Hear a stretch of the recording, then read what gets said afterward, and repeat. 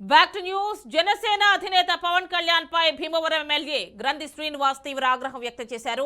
తాను rowdy MLA అయితే తనపై ఒక క్రిమినల్ కేసైనా ఉండాలి కదా అని ప్రశ్నించారు. పవన్ కు మతిస్థిమిత లేదని ఎర్రగడ్డ పిచ్చాసుపత్రిలో చూపించుకోవాలని ఎద్దేవా చేశారు. పవన్ పక్కనున్న కాపు నాయకులు ఎందుకు దూరంగా ఉంటున్నారో ఆయనే సమాధానం చెప్పాలని సవాల్ చేశారు. పవన్ సొంత అన్న నాగబాబుకు కూడా అన్యాయం చేశారని ఆరోపించారు. అందుకే నాగబాబు ఫోన్ స్విచ్ ఆఫ్ చేశారని సెటైర్స్ వేశారు. అదే సమయంలో చిరంజీవి సౌమ్యుడంటూ చెప్పుకొచ్చిన గ్రంథి చిరంజీవి ప్రజారాజ్యం పార్టీ పెట్టి 18 సీట్లు గెలిచి 80 లక్షల ఓట్లు తెచ్చుకున్నారని గుర్తు చేశారు. స్థానికంగా ఉన్న తనను పవన్ కళ్యాణ్ తరిమి కొట్టాలని అనడం హాస్యాస్పదమని గ్రంథి శ్రీనివాస్ వ్యాఖ్యానించారు. కార్యకర్తలను ఉద్దేశించి ఆయన ఏం మాట్లాడాడు?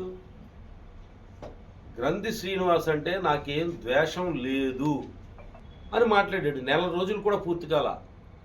అరే నిన్న హైదరాబాద్లో చూస్తే అతను గోండా అని, గ్రంథి శ్రీనివాస్ గోండా రౌడీ.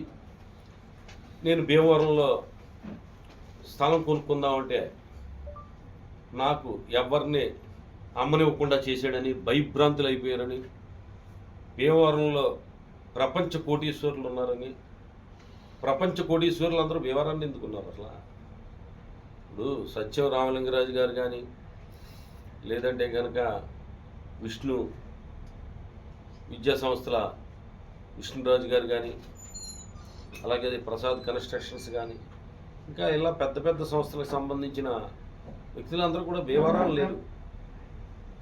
వాళ్ళు హైదరాబాద్లో కానీ, యుఎస్లో కానీ, ఇతర ప్రాంతాల్లో